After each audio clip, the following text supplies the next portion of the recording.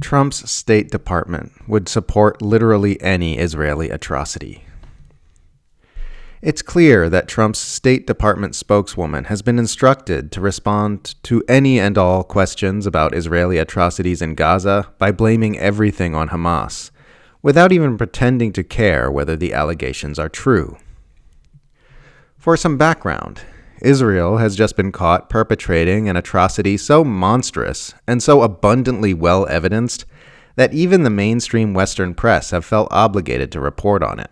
Outlets like The Guardian and the BBC are covering the story of how 15 medical workers for the Red Cross, Civil Defense, and the UN were apparently handcuffed and executed one by Israeli forces in Rafah before being buried in a mass grave.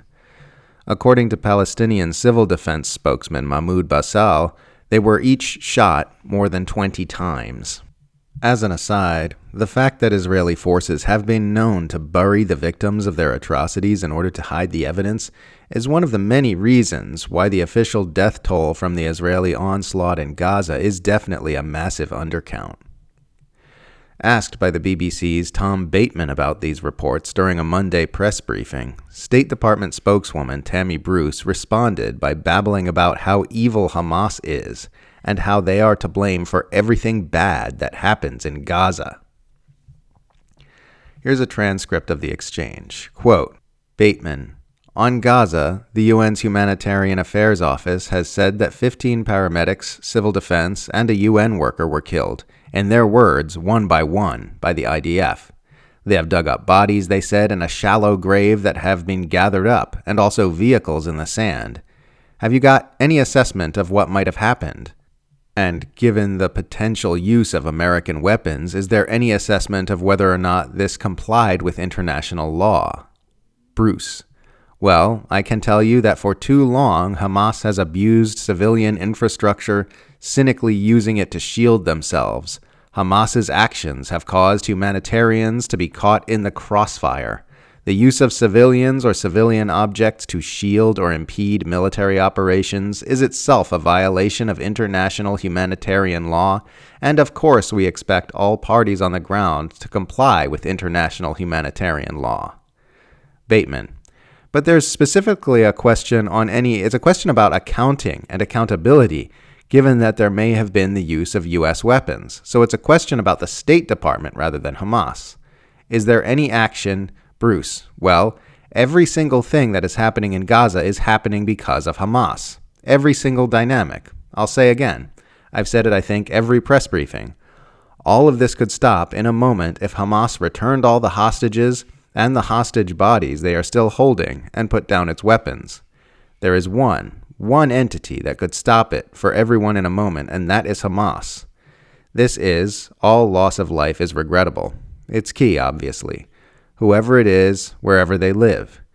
And this has been the nature of what fuels Secretary Rubio and President Trump in their willingness to expend this kind of capital early on in this term to make a difference and to change this situation. So I think that is the one thing that remains clear in all of this. End quote. At no time does Bruce attempt to deny that the atrocity happened or cast doubt on the veracity of the claims, only justifying Israel's actions by blaming Hamas. Again, this is a story about medical workers being handcuffed and then executed by gunfire. Tammy Bruce does this constantly. She did it in response to 2 separate questions at a press conference last week. When asked about Israel's assassination of Palestinian journalists Hossam Shabbat and Mohammed Mansour, Bruce responded by babbling about October 7th and saying every single thing that's happening is a result of Hamas and its choices to drag that region down into a level of suffering that has been excruciating and has caused innumerable deaths. When asked about the fact that people in Gaza have been unable to access clean drinking water under the Israeli siege, Bruce said, Hamas did not perform to make sure that the ceasefire could continue, that they did not do what they said they would do. So we know, of course, when it comes to the groundwater, of course, it's a crisis. It's exacerbated by the fact that you have a terrorist group that just doesn't care. She did it again at a press conference the week before, when asked by journalist Saeed Arikat if the State Department considers Israel's use of siege warfare on a civilian population a war crime, saying, "For the horrible suffering of the Gazan people, we know where that sits. It sits with Hamas," adding that the people of Gaza have been suffering because of the choices that Hamas has made throughout the years.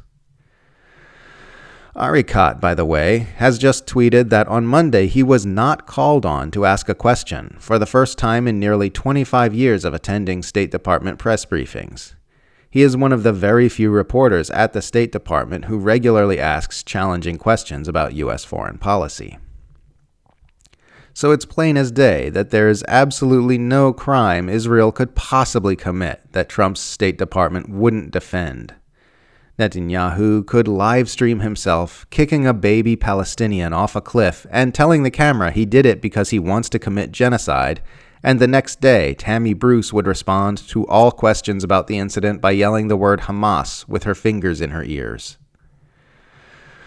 Bruce has a much easier job than her predecessor Matthew Miller, who under Biden was obligated to facilitate the Democratic Party's role as the nice guy face of the U.S. empire. When the press would ask Miller about Israeli atrocities, he'd have to put on a whole show about how the Biden administration is in conversation with Israel and waiting for more information about these very serious allegations, all while fighting to keep his notorious smirk off his face. To be clear, these two positions are not meaningfully different from one another.